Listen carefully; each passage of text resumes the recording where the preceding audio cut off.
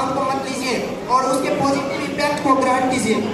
तो ये सब मेरे कुछ लाइफ का दौर था, लेकिन मैं अपने दोस्तों से कहना चाहूँगा कि महाभारत से बहुत कुछ सीखने को मिलता है।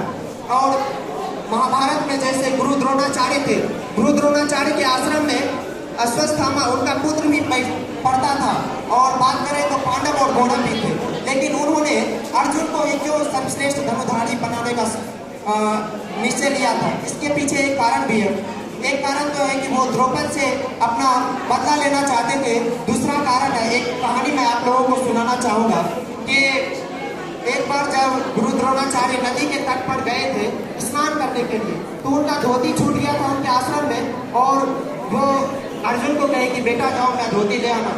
तब तक उन्होंने अपने सभी विद्यार्थी को वृक्षेदन मंत्र सिखाया था और उन्होंने जमीन पर उसे लिख दिया।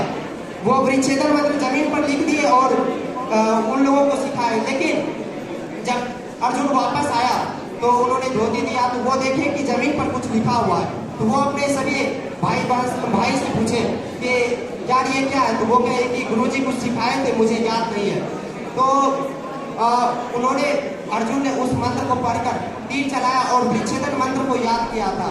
तो एक बार तो द्रोणाचार्य पैर में सभी पत्ते में छेद कर दिए थे, दूसरी बार अर्जुन ने किया। तो जब द्रोणाचार्य जी नहाकर वापस स्नान करके वापस आए तो उन्होंने देखा कि वृक्ष में 2 छेद है। तो उन्होंने पूछा ये कौन किया। तो वो कहते हैं कि अर्जुन किया। तो अर्जुन से पूछने पर अर्जुन कहे कि सर हम आपका गुरुजी, मैं आपका टाइम वेस्ट नहीं करना चाहता था। मैं फिर से आपसे वही चीज रिपीट करता तो उसमें आपका टाइम लैप्स होता, और इसलिए मैंने खुद से वो सीख लिया। तो कुछ चीजें अपने से भी सीखनी चाहिए और उनमें वो जिज्ञासा था कि मैं कुछ सीखूं, और इसलिए उनको धनुर्धारी सर्वश्रेष्ठ धनुर्धारी बनाने का निश्चय लिया था गुरु द्रोणाचार्य ने। और महाभारत में यदि आप पढ़ेंगे तो बहुत कुछ सीखने को मिलेगा।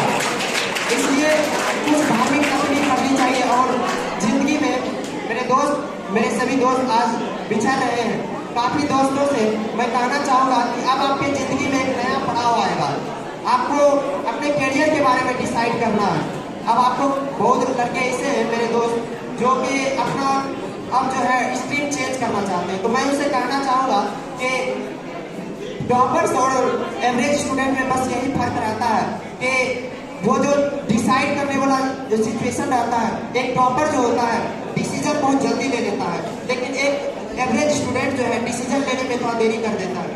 तो आप कितना जल्दी और कितना अच्छा निर्णय ले सकते हैं, यही आपका टॉपर और एवरेज स्टूडेंट में फर्क दिलाता है। मुझे आज भी याद है अमरजीत सर का वो बात। अमरजीत सर कहते थे